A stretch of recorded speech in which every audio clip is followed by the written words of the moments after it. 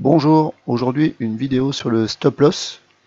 Alors le sujet de cette vidéo c'est le stop loss, mais en particulier le fait de décaler son stop loss. Et mon propos c'est pas de dire est-ce qu'il faut un stop loss ou pas de stop loss. Pour moi il n'y a pas d'ambiguïté sur cette question là. Il faut absolument mettre un stop loss. Alors évidemment je sais bien qu'il y a tout un tas de traders qui tradent sans stop loss et qui vont avoir des bonnes raisons. D'ailleurs c'est ce que je vais évoquer dans cette vidéo. D'ailleurs dans cette vidéo, je rappelle, je ne suis pas un trader professionnel, donc je ne fais pas des conseils financiers et certainement pas des conseils de trading en tant que tel. Là, ce que je vais relater dans cette vidéo, c'est ma propre expérience depuis 2018 sur les marchés. Et donc voilà, je sais très bien que ce que je vais dire dans cette vidéo, eh bien, ça n'engage que moi, que certains d'entre vous ne seront pas forcément d'accord avec ce que je vais avancer. Mais en tout cas, l'idée de cette vidéo, c'est aussi de vous faire réfléchir là-dessus, et puis peut-être de vous aider pour ceux qui seront ouverts à ce que je vais dire dans cette vidéo. Et puis de toute façon, vous pourrez toujours ajouter des commentaires si vous pensez que j'ai oublié certaines choses. C'est sûrement le cas, parce que je n'ai pas la prétention d'avoir la science infuse sur le sujet, et j'ai certainement, puis la liste n'est pas exhaustive. Et donc, si vous pouvez ajouter des commentaires, vous pouvez en ajouter, tout en restant bien sûr courtois et comme il se doit. Donc, la question c'est décaler son stop loss, et pourquoi on le fait. Alors, on va commencer déjà par aborder ce que moi j'appelle les fausses bonnes raisons.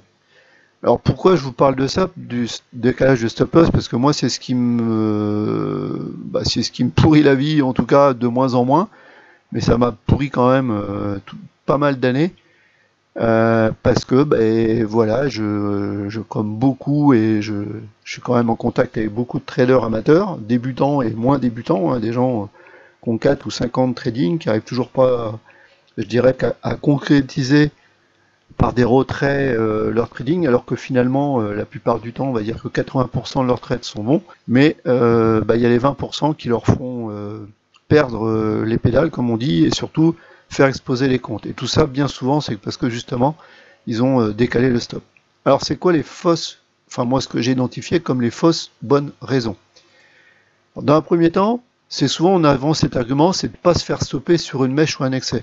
On a fait une analyse sur le marché et on fait une entrée, et puis on se dit ah ouais, le marché en ce moment il est en train de ranger, et moi j'ai pas envie de me faire stopper bêtement, on dit ça par une mèche, voilà, c'est ou un excès du marché, et donc du coup je décale mon stop. Alors quand je dis le décaler, c'est évidemment de décaler de quelques points. Vous allez me dire, mais parfois on va le décaler, admettons si vous prenez un ratio de 1 pour 1 habituellement et que vous allez chercher 100$, et quand je dis de le décaler, c'est de mettre son stop par exemple pas à moins 105 ou moins 110, mais de le mettre carrément à moins 200 ou moins 300, ou carrément le mettre vraiment au maxi de ce qui vous est possible, qui vous est donné par la prop firme si vous tradez sur un prop firme, ou au maxi de ce que vous avez sur un compte propre en termes de marge. Donc en fait, si vous mettez un stop loss, mais en fait c'est comme s'il n'y en avait pas. Donc c'est ça, je veux dire, c'était l'argument de ça, non, je ne veux pas me faire stopper, donc je décale mon stop. Ok.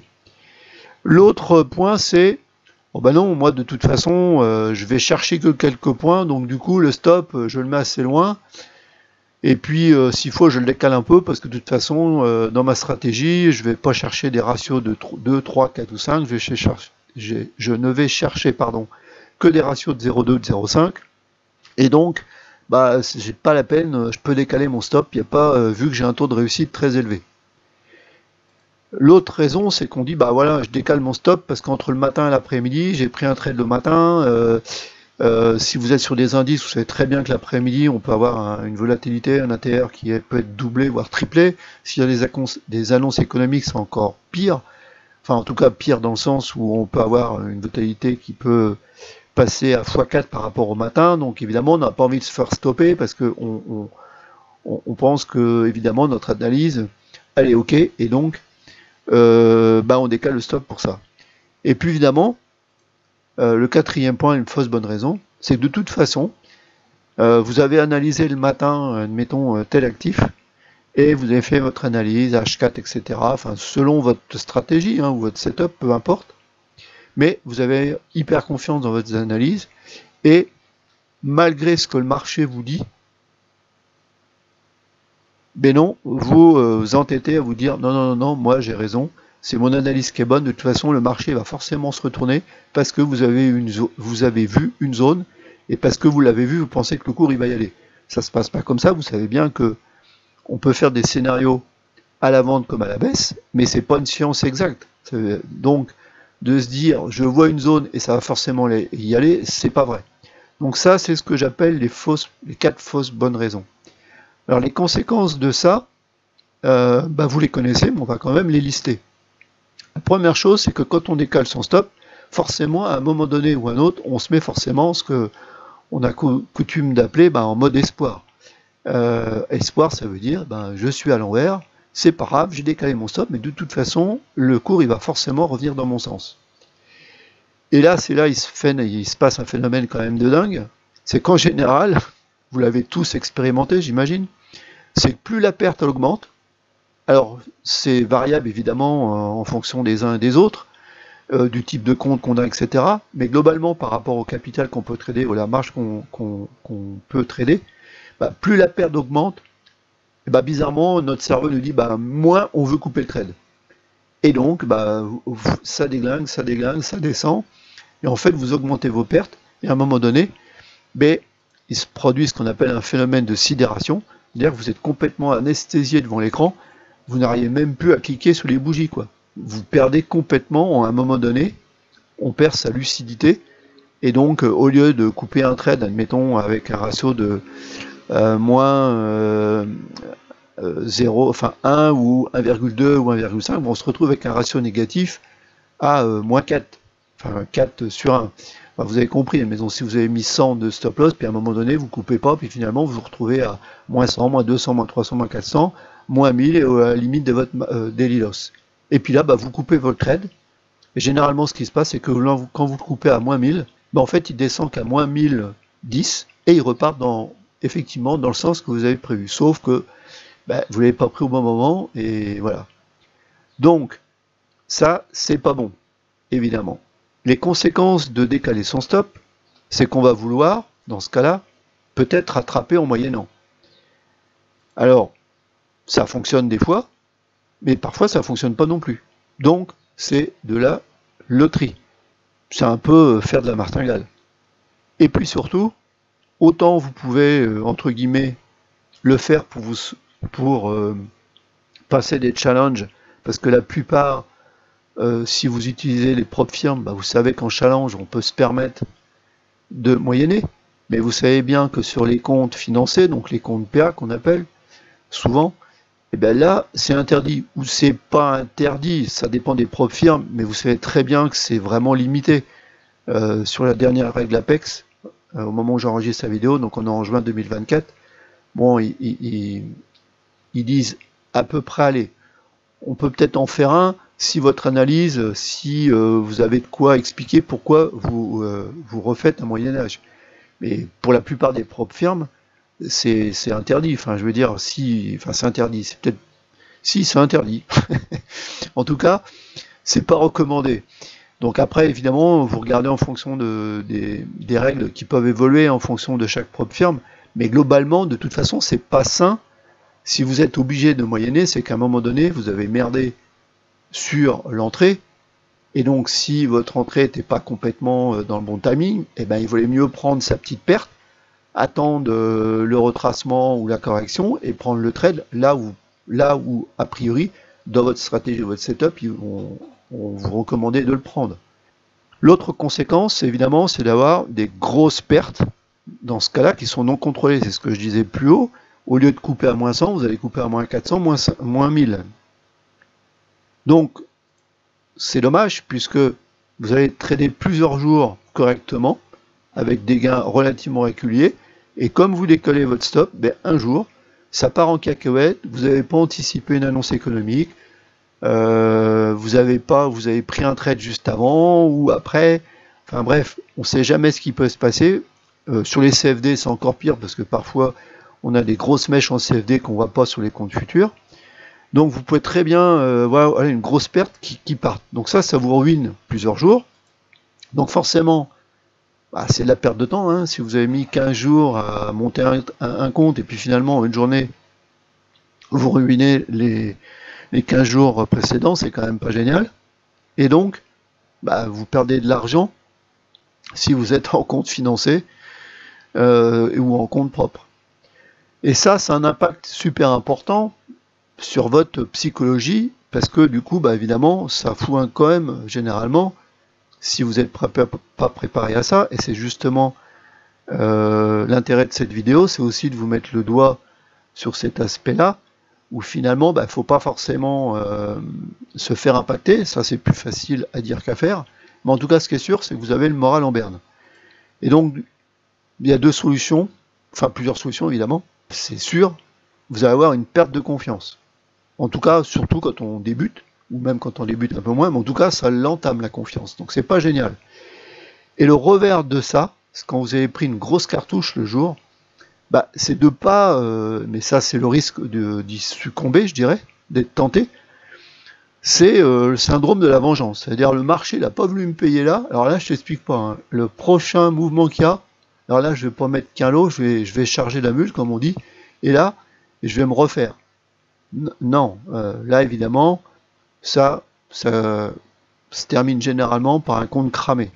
Ok pour les conséquences. Donc, bah, pourquoi on réagit comme ça? Pourquoi on a ce comportement de vouloir décaler son stop? Alors pour moi, il y a plusieurs aspects. Il y a l'aspect purement technique et puis il y a l'aspect comportemental. Sur l'aspect technique, parfois on est obligé de décaler son stop parce que on a anticipé un setup d'entrée.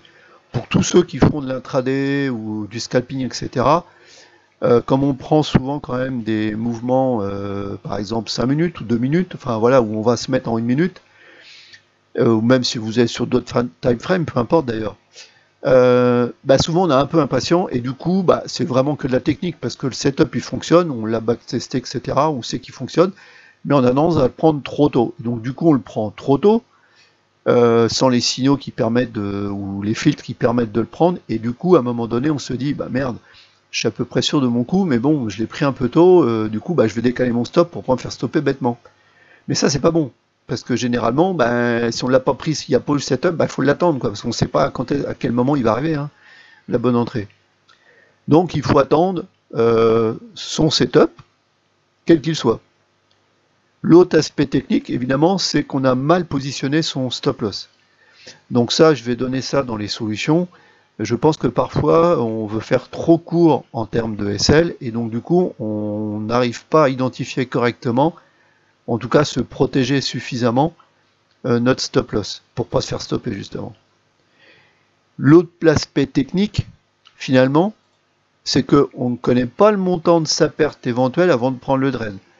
Bah, je connais les traders, ouais, ils prennent les trades, mais ou le trading un peu comme un jeu, et finalement ils ont une entrée, ils ont un TP, le stop loss ils le mettent là à peu près, mais finalement ils savent pas vraiment au moment où ils vont poser le trade, hein, cliquer sur l'entrée, ils savent pas combien ils vont perdre.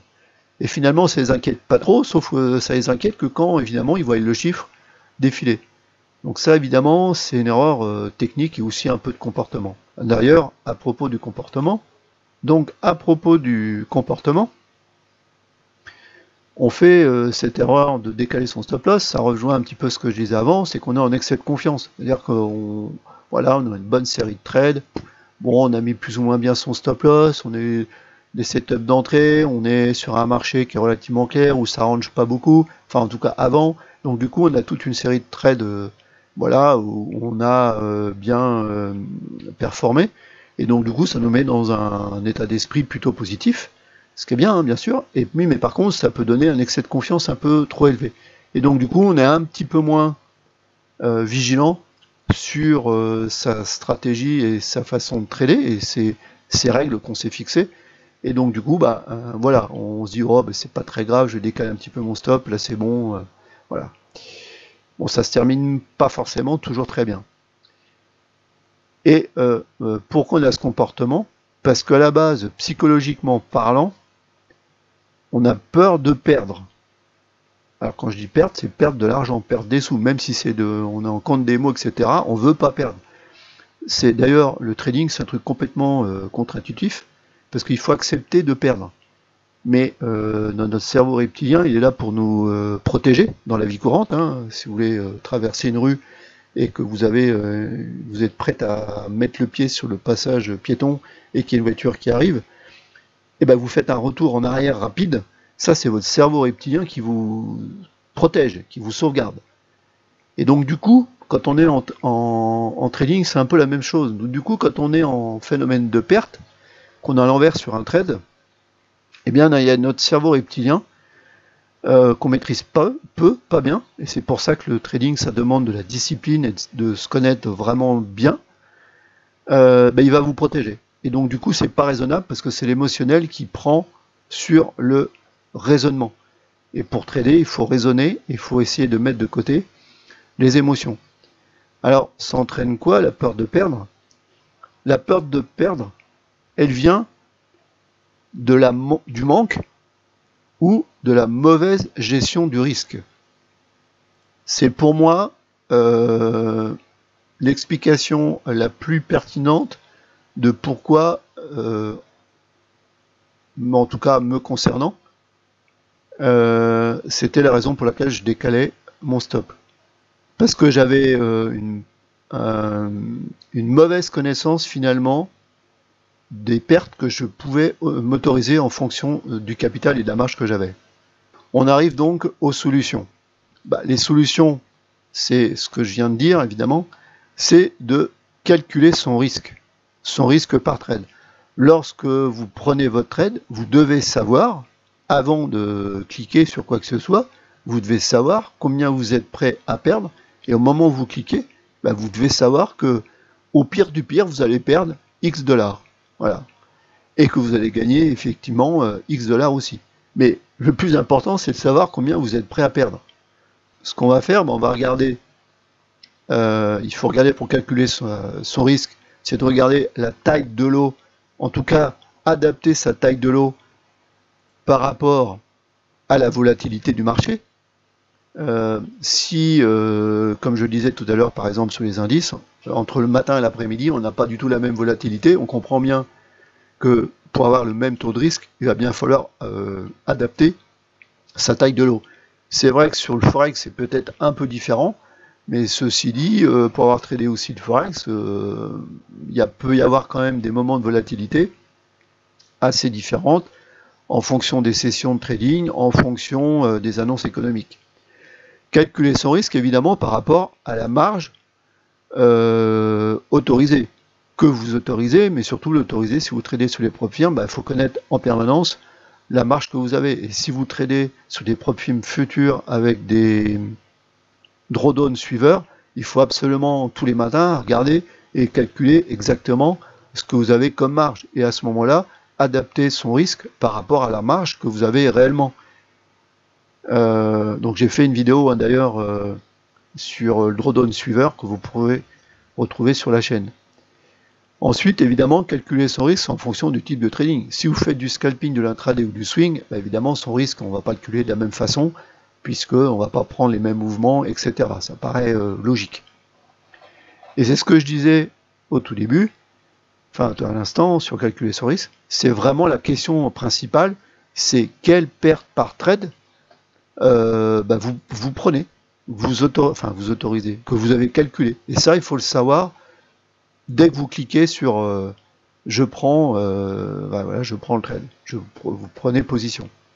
Ensuite, après avoir calculé son risque dans les solutions, il y a le fait de backtester sa stratégie parce qu'elle va vous permettre justement de vous faciliter le boulot pour connaître, de calculer votre risque en connaissant le ratio ou les points qui sont envisageables par rapport à la stratégie que vous utilisez. Moi j'ai une stratégie, je sais exactement entre le matin et l'après-midi ce que je peux prendre par exemple en termes de points. Quand je dis ça, c'est prendre des points en termes de TP. Mais donc en fonction de mon TP, je vais pouvoir adapter mon stop loss. Et pareil, je connais les ratios que j'ai en fonction des mouvements que je vais prendre. Si je prends du M2, du M5, M15, je connais mes ratios en fonction du setup et de la stratégie que j'utilise. Donc ça, c'est un point important dans les solutions. Ensuite, c'est de mettre le SL au bon endroit. Alors, au bon endroit, ça veut dire quoi? Ça veut dire quelques points au-dessus ou en dessous, ça dépend dans quel sens vous êtes, mais par exemple, par rapport à des points pivots. Je vais vous montrer ça sur un graphe, ça va être plus simple, mais il ne faut pas vous mettre directement, par exemple, sur le dernier plus bas. Par exemple, si vous êtes à l'achat et que vous mettez votre stop loss sur le dernier plus bas, du dernier mouvement plus bas.